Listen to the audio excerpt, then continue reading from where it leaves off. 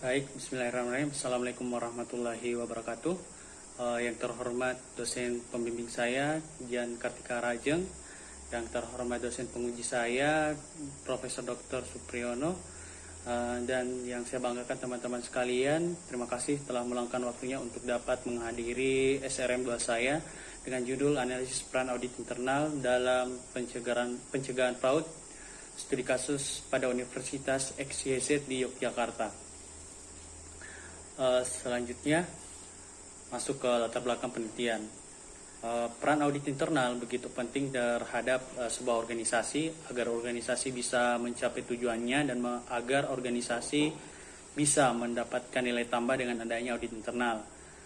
Untuk mewujudkan tata kelola yang baik, maka dibentuklah PP nomor 60 tahun 2008 tentang pengawasan internal, yang dimana kegiatannya mencakup audit, review, evaluasi, monitoring, dan aktivitas pengawasan lainnya untuk memberikan keyakinan yang memadai kepada stakeholder dan untuk mewujudkan tata kelola yang baik. Nah, selain dari PP 60 tahun 2008, dibentuk pula Grand Design Reformasi Birokrasi sebagai landasan bagi pemerintahan, lembaga maupun organisasi yang bersih dan bebas dari KKN, bisa menghasilkan pelayanan berkualitas, berintegritas, dan berkinerja tinggi. Perguruan tinggi adalah salah satu lembaga yang mempunyai peran strategis untuk tercapainya tujuan penyelenggaraan pendidikan. Maka tata kelola yang baik menjadi sebuah tuntutan dalam institusi atau lembaga perguruan tinggi. Selanjutnya, laporan Kompas tahun 2012 mengatakan dalam laporan tersebut Angelina Sondak ternyata mempunyai skandal korupsi di 7 universitas. Kemudian laporan selanjutnya bahwa Musri Muqaddas sebanyak 10 profesor dan 200 dokter terlibat dalam kasus korupsi. Kemudian dalam pantauan ICW atau Indonesian Corruption Watch terdapat 37 kasus korupsi di perguruan tinggi dan merugikan negara lebih daripada 218 miliar rupiah. Kemudian hasil pemeriksaan BPK tahun 2012 terkait dengan audit tujuan tertentu dengan objek pemeriksaan di perguruan tinggi mendapat 3 temuan. Yang pertama, adanya kelemahan sistem pengawasan internal. Yang kedua, adanya ketidakpatuhan terhadap perundang-undangan. Yang ketiga, terkait masalah ekonomi, efisiensi, dan efektivitas senilai 8,53 miliar. Albert et al. Tahun 2012 mengatakan hal-hal seperti adanya anomali laporan keuangan, adanya ketidakpatuhan perundang-undang, ketidakpatuhan, adanya kelemahan dalam sistem pengawasan internal dapat menjadi celah atau motivasi seseorang untuk melakukan fraud. Hal ini didukung dengan penelitian yang telah dilakukan seperti Pickett, Gupta, dan Amar. Kemudian rumusan masalah penelitian. Yang pertama, menurut Association of Certified Fraud Examiner Chapter Indonesia mengatakan bahwa kasus fraud yang paling banyak terjadi di Indonesia adalah kasus korupsi. Kemudian dari berbagai kasus korupsi yang dipantau Indonesian Corruption Watch, terdapat 15 rektor telah menjadi tersangka, kemudian terdapat 12 skema kasus korupsi yang dilakukan di perguruan tinggi. Hal tersebut mengindikasikan bahwa peran internal audit begitu penting atau diperlukan agar dapat mencegah fraud terjadi di institusi atau lembaga perguruan tinggi. Pertanyaan penelitian, yang pertama, bagaimana peran audit internal dalam mencegah terjadinya fraud pada Universitas XYZ? Yang kedua, kendala apa yang dihadapi audit internal dalam pencegahan fraud pada Universitas XYZ? Kemudian tujuan penelitian, yang pertama, menganalisis peran audit internal dalam mencegah terjadinya fraud pada Universitas XYZ. Yang kedua, menganalisis kendala yang dihadapi audit internal dalam pencegahan fraud pada Universitas XYZ. Selanjutnya, kontribusi penelitian. Diharapkan penelitian ini bisa berkontribusi baik itu praktis, teoritis, dan kebijakan. Yang pertama, praktis. Diharapkan penelitian ini bisa menjadi bahan pertimbangan dan evaluasi terhadap pelaksanaan audit untuk mencegah fraud terjadi di lingkungan perguruan tinggi. Yang kedua, kontribusi teoritis. Diharapkan hasil penelitian ini bisa memperkaya literatur tentang audit internal dan pencegahan fraud di lingkungan perguruan tinggi. Kemudian yang ketiga, kontribusi kebijakan. Diharapkan penelitian ini bisa menjadi pertimbangan dalam membuat kebijakan, pedoman, standar atau sistem pencegahan fraud di lingkungan perguruan tinggi. Kemudian motivasi penelitian. Yang menjadi motivasi dalam penelitian ini, yang pertama, ternyata perguruan tinggi tidak lepas dari adanya kasus fraud. Yang kedua, terdapat kelemahan sistem pengendalian internal, adanya ketidakpatuhan terhadap perundang-undangan, terus adanya masalah ekonomis, efisiensi, dan efektivitas yang dapat memberikan peluang bisa terjadinya fraud di lain hari. Hal tersebut bertentangan dengan nilai-nilai yang terdapat pada perguruan tinggi yang diharapkan menjadi panutan dalam implementasi good governance. Ruang lingkup dan batasan penelitian.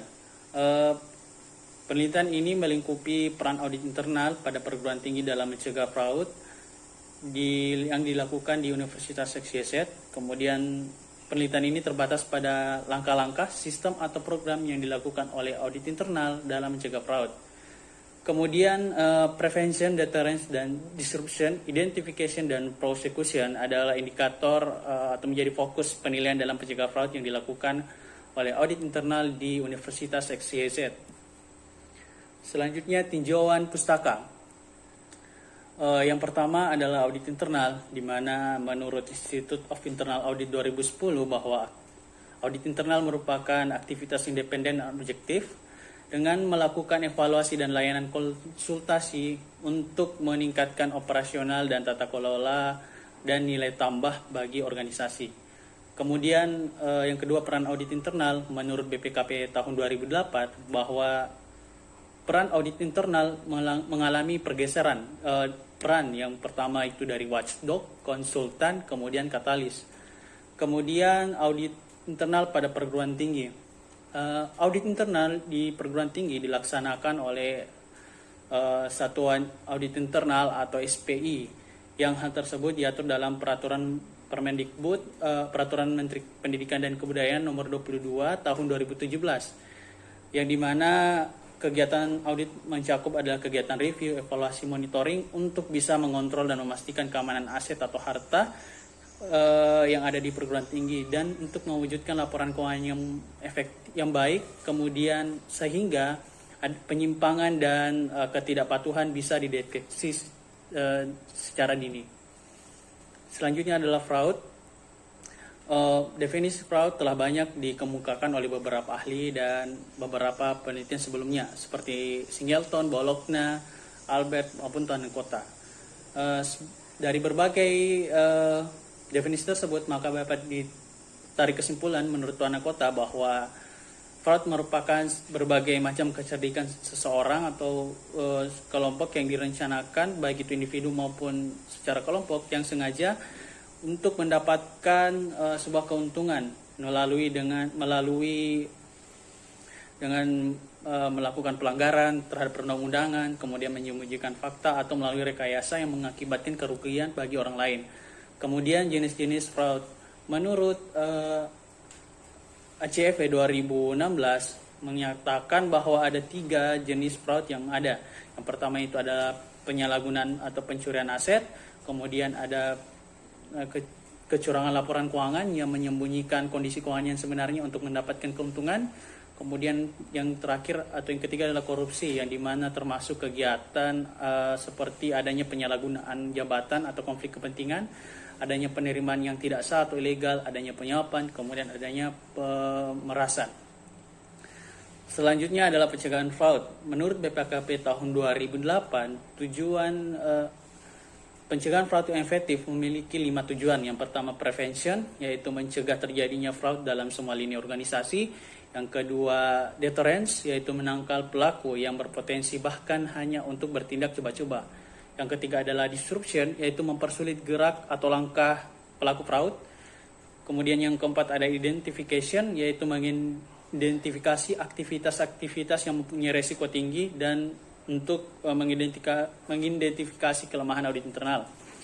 Terus yang kelima ada civil action prosecution, atau menuntut atau menjatuhkan sanksi kepada pelaku fraud.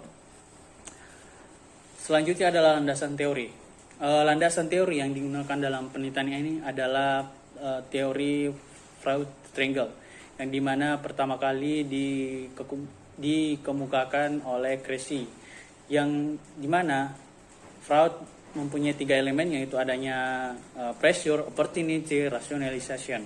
Yang pertama adalah pressure, di mana pressure di sini adalah adanya pressure atau intensif adalah kunci utama seseorang untuk bisa melakukan fraud. Yang kedua, opportunity merupakan adalah kesempatan atau peluang yang dimiliki oleh seseorang untuk bisa melakukan fraud, yang biasanya ini disebabkan oleh adanya kelemahan audit internal. Kemudian rationalization di sini adalah tindakan yang berupa pembenaran seorang pelaku fraud sebelum melakukan fraud. Selanjutnya penelitian terdahulu. Telah banyak penelitian yang dilakukan sebelumnya terkait topik dengan audit internal maupun pencegahan fraud. Yang pertama itu seperti yang dilakukan oleh Risti hari ini, Abdullahi dan Mansor, Smith et al., Posainas, Joseph et al., dan Westhausen, di mana penelitian-penelitian terdahulu dominan berfokus dengan menggunakan metode kuantitatif yang objek penelitiannya dominan di sektor publik. Kemudian adapun penelitian dengan metode kualitatif kebanyakan menggunakan literatur review. Jadi hal yang membedakan penelitian ini dengan penelitian sebelumnya adalah pada penelitian ini menggunakan pendekatan metode kualitatif dengan pendekatan studi kasus, yang objek penelitiannya adalah perguruan tinggi yang masih jarang di eksplorasi pada penelitian-penelitian sebelumnya. Selanjutnya metodologi penelitian. Metode desain penelitian yang dilakukan pada penelitian ini seperti yang disebutkan pada sebelumnya, bahwa penelitian ini menggunakan metode kualitatif dengan pendekatan studi kasus yang dilaksanakan di Universitas XYZ. Kenapa Universitas XYZ? Universitas ini termasuk universitas besar yang ada di Yogyakarta, kemudian menjadi objek pemeriksaan di BPK tahun 2019. Kemudian sumber data dalam penelitian ini yang pertama adalah data primer, yaitu data yang diperoleh dari sumber pertama melalui wawancara maupun observasi. Kemudian yang kedua, data sekunder. Data sekunder di sini adalah data yang dapat atau untuk menunjang data primer. Hal tersebut bisa seperti dokumen atau laporan. Kemudian teknik pengumpulan data. Teknik yang digunakan untuk pengumpulan data di sini ada 2, yaitu wawancara. Wawancara di sini dengan menggunakan wawancara semi terstruktur yang dilakukan kepada audit internal di Universitas XYZ, yang ditentukan dengan metode purposive sampling. Kemudian dokumentasi. Yang selanjutnya dokumentasi di sini yaitu seperti melihat dokumen-dokumen baik itu SOP, peraturan atau program-program yang telah dilakukan di Universitas XYZ. Kemudian pengujian data. Pengujian data yang dilakukan dalam penelitian ini ada 2, yaitu pertama uji validitas. Uji validitas di sini dengan menggunakan triangulasi dan member checking. Kemudian uji reliabilitas menggunakan yang pertama itu pengecekan hasil transkripsi. Kemudian yang kedua memastikan definisi dan makna tidak bias. Kemudian teknik analisis yang digunakan dalam penelitian ini yang pertama teknik analisis data yang digunakan dalam penelitian ini seperti metode yang dilakukan oleh Creswell. Yang pertama itu adalah pengolahan dan persiapan data, yang kedua membaca keseluruhan data, yang ketiga memulai coding, yang keempat menerapkan proses coding, yang kelima deskripsi dan tema-tema disajikan, yang keenam interpretasi data. Baik, sekian presentasi SRM saya. Terima kasih. Assalamualaikum warahmatullahi wabarakatuh.